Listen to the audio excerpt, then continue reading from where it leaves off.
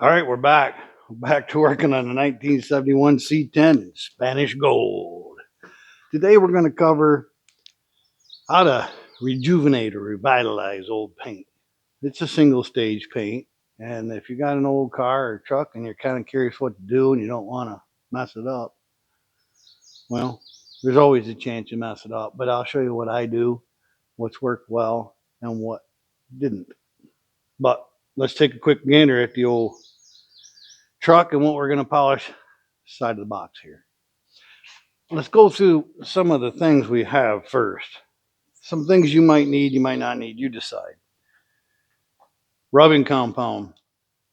Rubbing, well, first sandpaper, 1,000 grit, 1,500, 2,000, whatever you want. The higher the number, the smaller the grit, leaves less scratches. Depends on how rough your finish is. We'll talk about that in a minute. Then you go to rubbing compound. I don't use much of this. It's pretty aggressive. It's more of a paste, and you put it on a cloth or a buffing pad and work it in, and it leaves all kinds of swirl marks. But it does work if you need heavy coverage, removerage. I don't know. If you got a lot of oxidation, you want to cut through it quicker, rubbing compound. I tend to stay away from the paste unless it's really bad. Then you have, these are 3M products and McGuire's. You have a rubbing compound that's a liquid.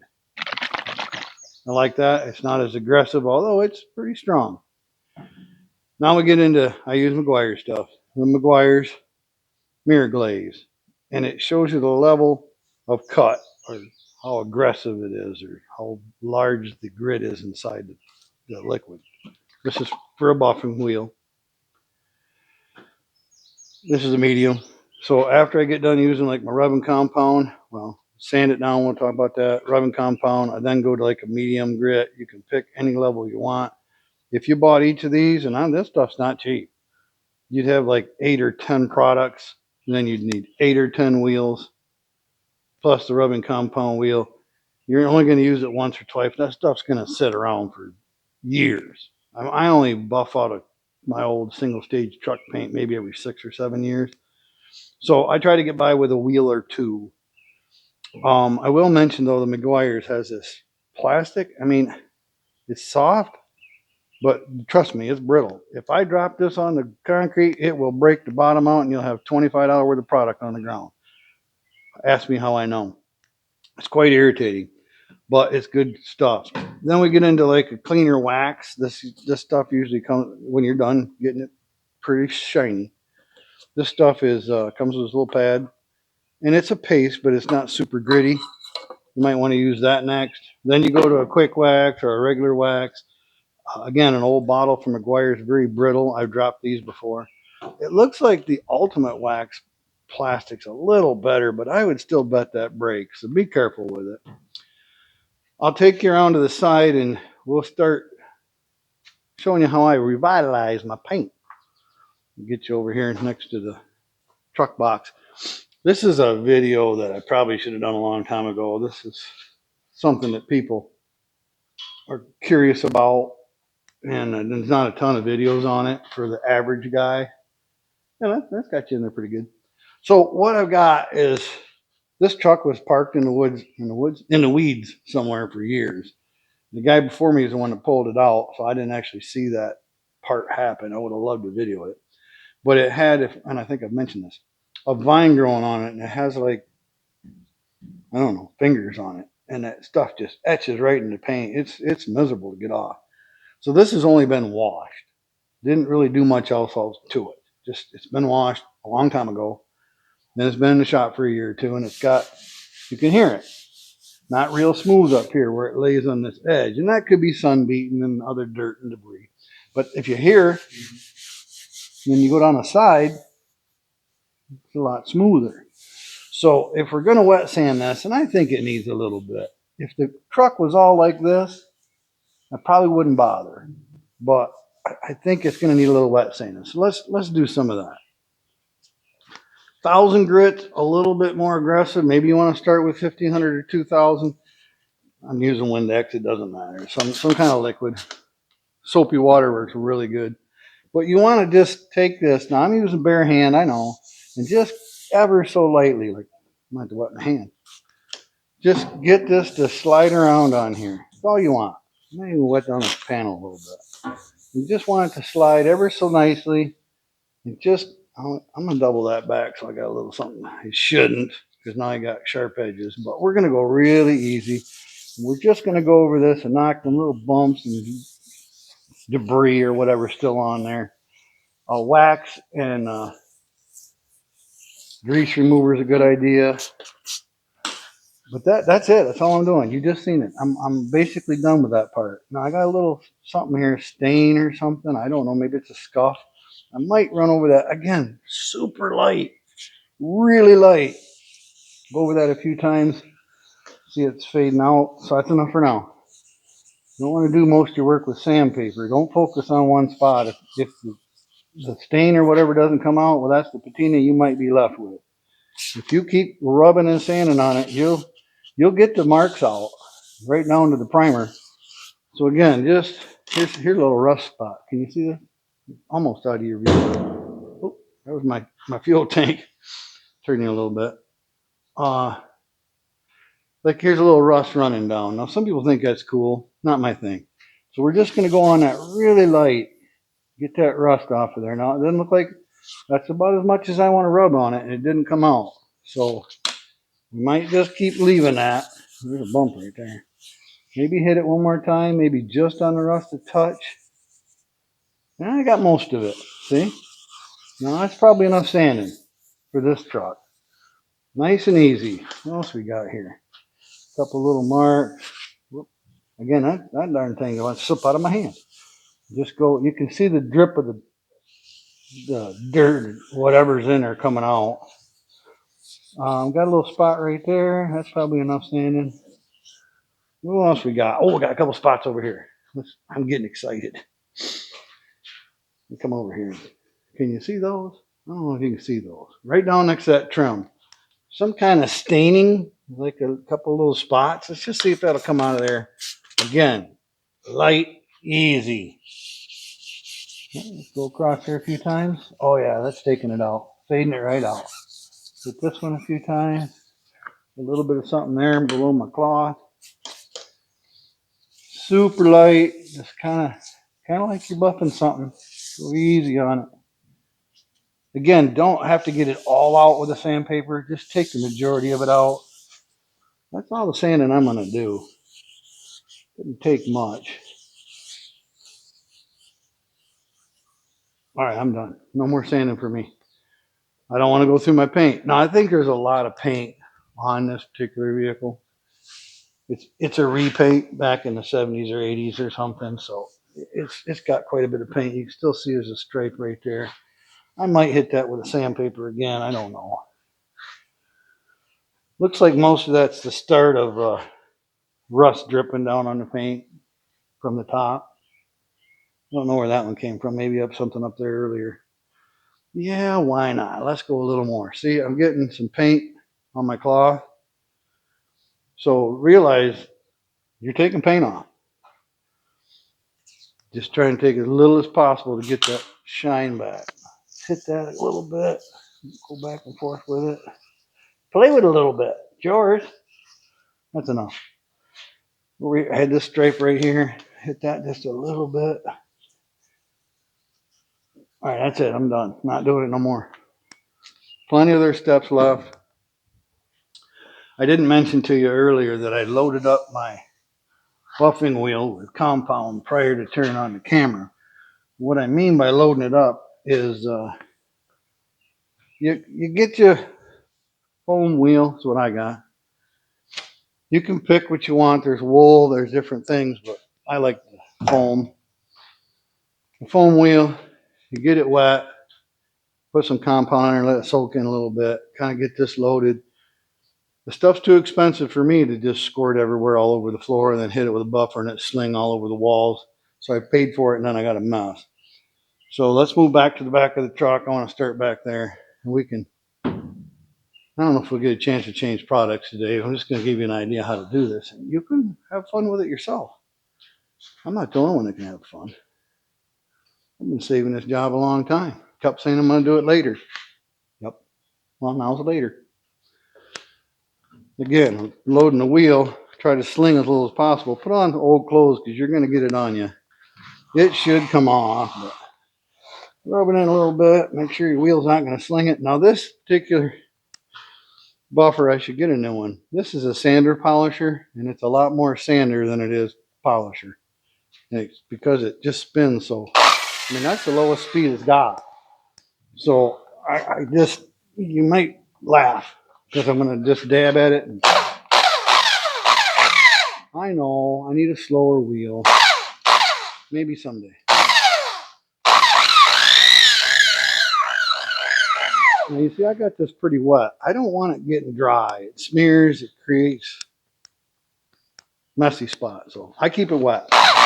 Right or wrong is what I do. Now I'm pulsing the trigger so it doesn't go too fast.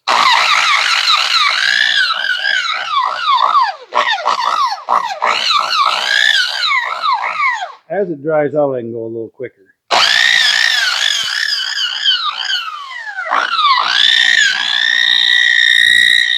Now I'm focusing on that edge because I know it was drier and it had more, I don't know, stickier and bumpier.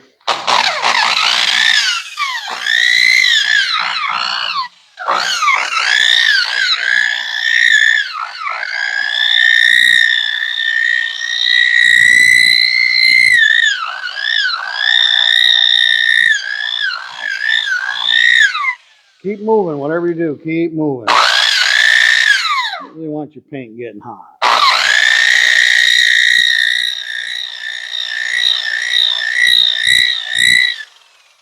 I forgot to mention things that don't work. Now this has rounded corners. There's not a lot of sharp edges. Right here's a sharper edge. You don't want to lay into this in this angle because it'll focus right on that edge and burn through your paint. Now I say burn through, it'll fade through, which if that's what you're after, it looks kind of neat, but instead you want to stay flat to it on this side. And then when you want to buff the top, you're going to cut into it on this angle. I don't want it in the face, so I might go this angle. So I'm not focusing on that edge.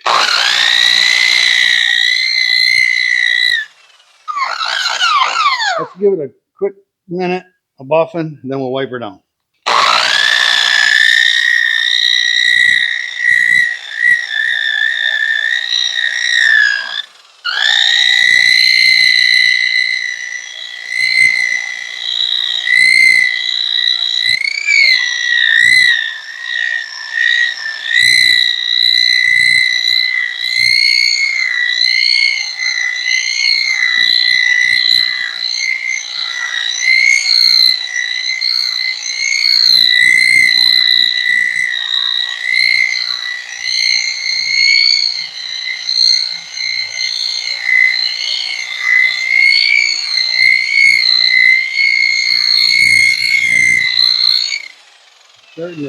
Starting to dry out on me a little bit, which will bring out some gloss. And I keep going lighter and lighter pressure as it dries out.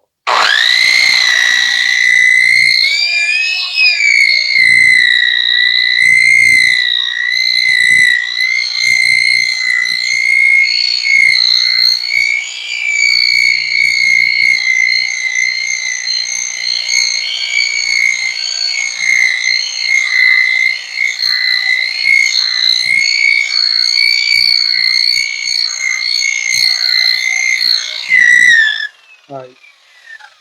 I think you heard it at the end. It kind of bit in a little bit. That's because it got dry. So I'm done. Well, I'm done for now. And I'll use that same rag. It doesn't matter. We're still on the cut part. Now, I'm not focusing at the top here because I still have to do my spray and bed liner, so I'm staying off of that right now. Just kind of giving you an idea how to get some shine back into this old paint. I'm not big on the super shine, but everybody likes a little shine, right? For a quick once over, that turned out all right. Come on. Can't be mad at that. Not too shabby. So we're going to show you a few spots of what we just did. You can still see pretty good. I'll get you in closer maybe, but you can see the shine difference. Yeah, I'll pull you over there. But remember our spot here had quite a bit of rust dripping down off of it. I don't know how close I can get you, but there's no rust left. We lightly sanded that with that 1000 grit. Got most of the stain off, but I quit because I knew I was going to buff some more, which will remove more paint. My foam pad's the same color as the truck, so you can't see that I removed paint. But if you had a white foam pad, you would see the color of your vehicle on your pad. So it's a little scary when you're taking paint off. There's only so much there, and it's been around a while. But we got rid of all that staining through the buffing process rather than getting rid of it all in the sanding process. It's got a pretty good shine, although cameras, me looking at it and you looking at it and trying to get the sun on it so it shines and you can see the reflection is difficult. I'll move around a little bit and see if you can get a little feel for that shine. I know backlight doesn't help. We'll try this angle over here. Take my word for it. I'll even turn you sideways, get you in close. Take my word for it or see it yourself. That is a lot shinier than it was before we started. Noticeable difference. Matter of fact, I'm pretty content with that right now myself. I mean, this zone, I still got some haziness down there, but that zone looks pretty good. If you're happy with it and you can get the shine and you can look at it and there's no sandpaper marks, which believe it or not, I got them all out. I don't see any. Maybe a couple in here. What you can do at this point, I'm not going to move you back and forth. You could go and hit it with a dual action cleaner polish in the mid range. Or if you're really happy with it, you could go to a wax cleaner. Now, you don't need the cleaner, but it's got just a little bit of something in it that helps take grime and grease and stuff off. I like it. It's just a one use. You could start with that wax and start waxing it with this. Use a different pad if you want to use a buffer on it, and you can buff that wax and get it kind of, because it'll get warm and it'll melt in farther, and you can heat that in there and get a little more shine, and then go to an actual wax at the end, a quick wax, a light wax. Or you could go from this stage right here to a ceramic. Now, I haven't found the best ceramic, well, the best for me or what I'm happy with. If I did, I'd show you. But ceramics work well. They just tend to be a little streaky from application. However you apply it, you'll tend to have streaks in that direction. You can buff a lot of it out. I've got another ceramic coating coming that I've never used before. So I'll do a review on it if it turns out good. I don't like doing a lot of bad reviews. So before I let you go, I got another quick thing to show you. This is totally unrelated, but I think you'll enjoy it. Again, I'm not going to cover in detail air conditioning, but I'm going to try and show you some things that you can't always find on the YouTube. Things that I think are pretty important. See if I can get this all in one picture, because I got, again, we're just going to cover the issues you can't find everywhere else. There's a lot of videos out here on YouTube that'll show you how to charge air conditioning, and they do a better job than I probably could. I don't mind telling you I'm not a pro at this by any means. But I want to show you a couple things that I haven't seen on YouTube, and things I think are important to mention. Expense. You think, well, I'm never going to do that. Well, don't click off just yet. It's not as expensive as you might think. You can get a gauge setup with a vacuum pump, gloves. I don't think it comes with glasses, but gloves and oil, everything you need for about the same price as getting a single vehicle charged one time at a shop. So if you're into the DIY thing, DIY, sorry, I said that wrong. I think it's worth doing it, even if you only use it once. Well, you had to do a little bit of work, but you did it yourself. You got a proper charge. You know, sometimes when you take things in and pay somebody, that don't mean it they did it right. Usually, but not always. So you can get this set up. I don't remember what it cost, but again, about the same as a charge. I checked with my local repair shop, and the price he gave me was pretty much what this cost. Now, I had the gauge set before, and it doesn't matter. The vacuum pump is important if you're doing a new system or a system that's completely leaked out and you put new seals in it. for instance, pretty easy to do. If you have a leaky system and it doesn't work anymore, you can take it all apart. You can buy the air conditioner O-rings. They're pretty inexpensive. There goes that flashy light stuff again. Those the O-rings are pretty inexpensive. They come in a kit, and you can take each part of your air conditioning apart, take the O-ring off, put a new one on, reclamp it.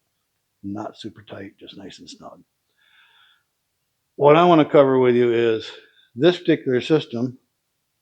It says right here on the service card, which I can't read without my glasses, 26 to 32 ounces.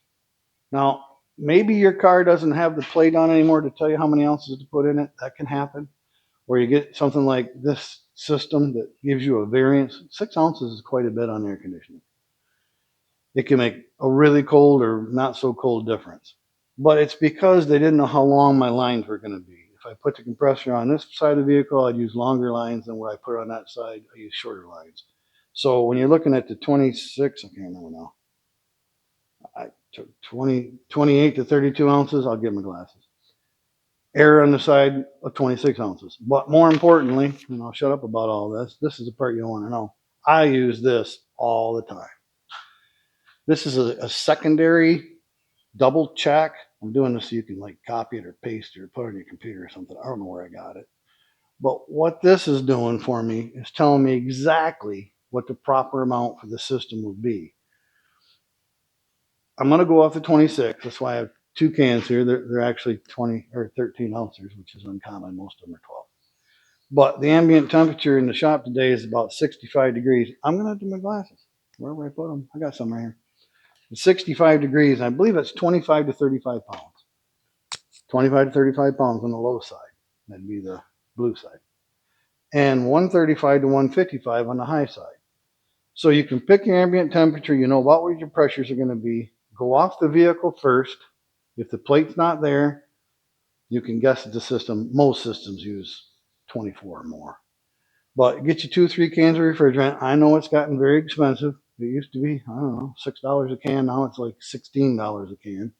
But with this chart, you're double checking your system. Now, I'm not going to charge the system in front of you and monkey around. I still have to put it under vacuum for 45 minutes to an hour before I do it. But this chart, along with the label on your vehicle, is very helpful. That's why I want to show you that. And the last thing, and I'll be quiet on air conditioning, is if you have one of these systems, they come with some plastic caps on them. They have O-rings in them. If you try to remember when you're done charging your system to loosen all those caps, the plastic will tend to dry out and it'll crack. The next time you come out, it'll be split. But if you loosen all those fittings when you're done, let the O-rings relax, put it back in the box or wherever you're going to put it, plastic bag, it will tend to last considerably longer. I forget sometimes, but if you have to, you can replace those caps with brass. All right, I'm going to let you go. That was it for the day. Next week, we're going to have the top. I should have at least showed you that. Next week, I'm going to have the top painted. I told you I'm going to keep boring you with this. I don't know if I'm even using guide coat. I've got so many coats on it already, and I've checked it. It's really smooth. It looks great. Next time you see this, it'll be white top will be redone, and that's the last time I'm masking that off. I'm tired of that. It takes an hour to mask it off. And then you wet sand it, and you ruin your masking, and rip all that off, dry everything up, blow it all off, and then remask it again. Just an enormous amount of time. Not going to bore you. You don't want to watch that, I'm sure. But I will show you the finished product. That'll be fun. That'll be next week. Take care. Thanks for seeing me. And check out Farm Loving Fool. It's kind of fun, too. All right. Gotta go. Yep. Didn't shut off.